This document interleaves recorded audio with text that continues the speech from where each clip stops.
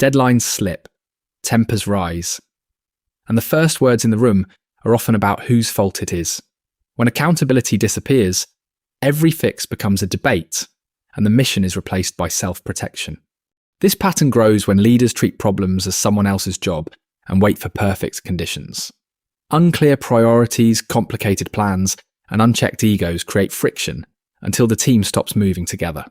In high-stakes work, delays and miscommunication compound quickly, and small mistakes can cascade into real harm.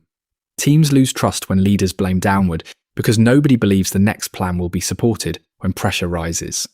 A project stalls, two departments argue over handoffs, and leaders demand updates without giving clear direction or support. People start optimizing for appearances, while the real bottleneck stays untouched and the customer or user keeps waiting.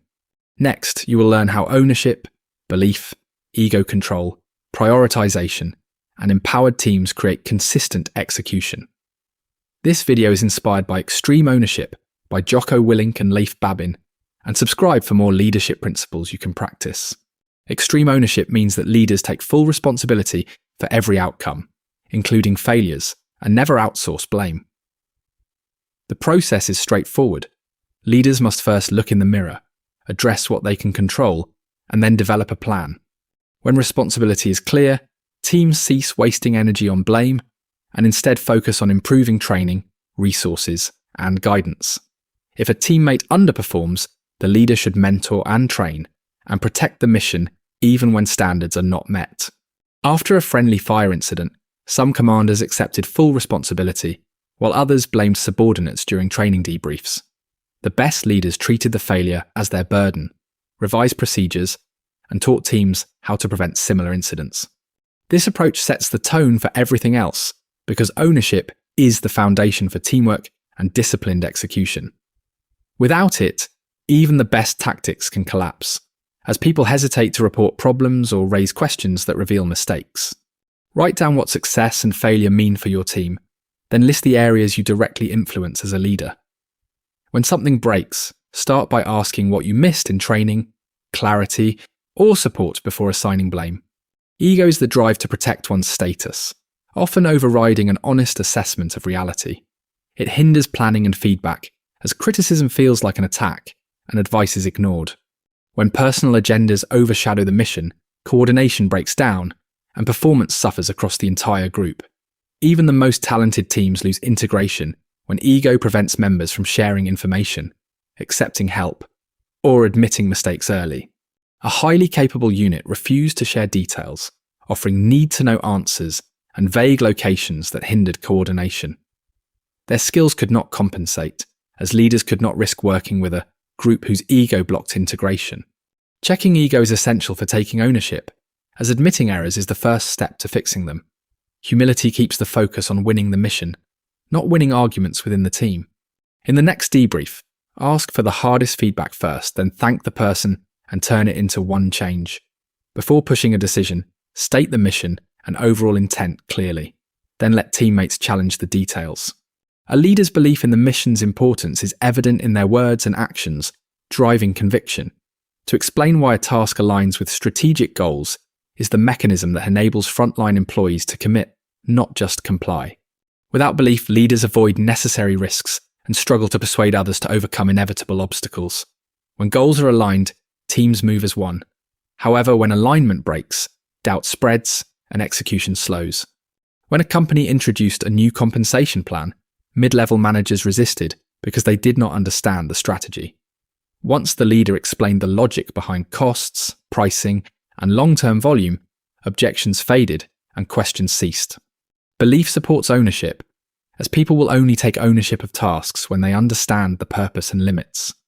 It also facilitates decentralized execution, as junior leaders can make decisions faster when they understand the why. If an order feels wrong, step back, ask why, and provide feedback up the chain. If building shared belief through a clear why is important to you, subscribe for more ways to lead under pressure.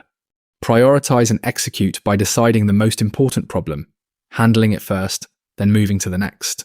Under stress, a useful cue is to relax, look around, and make a call based on current reality.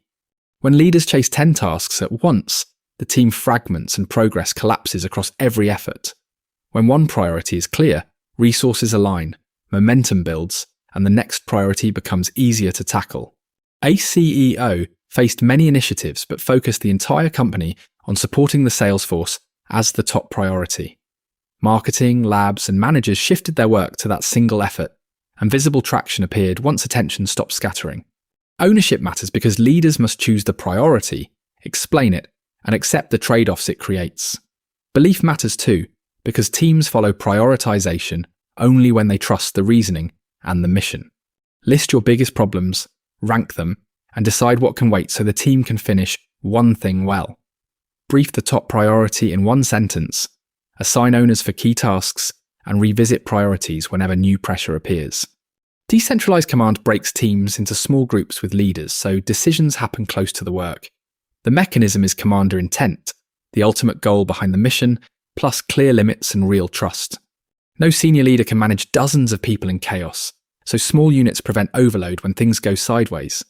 Empowered leaders move faster, share situational awareness upward, and keep the big picture intact for senior decisions. In Ramadi, command and control of 30-plus SEALs and Iraqi troops depended on leaders running their own elements. When a building number mix-up almost caused friendly fire, junior leaders corrected it and reported what they would do next. This design supports ownership because each leader owns a slice of the mission and cannot wait for instructions.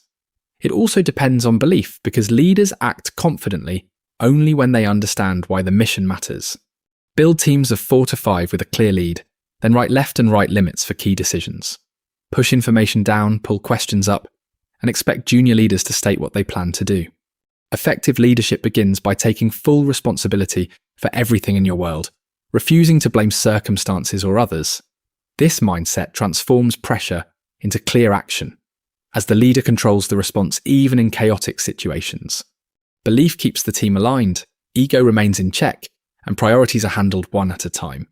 Small teams with clear intent make decisions close to the work, while leaders push information and trust down the chain. These practices reduce friction, prevent disasters from miscommunication, and create teams that improve after every mistake. Performance rises as standards become real, people speak up sooner, and execution becomes reliable under changing conditions. Start with one ownership move today, choose a priority, state the why, and assign a small team lead. Then debrief honestly, ask what could have been done better, and adjust the plan with simplicity and clarity. When leaders own outcomes and teams support each other, even hard missions become achievable with less confusion. If you want a team that owns outcomes together, subscribe for more tools to improve execution.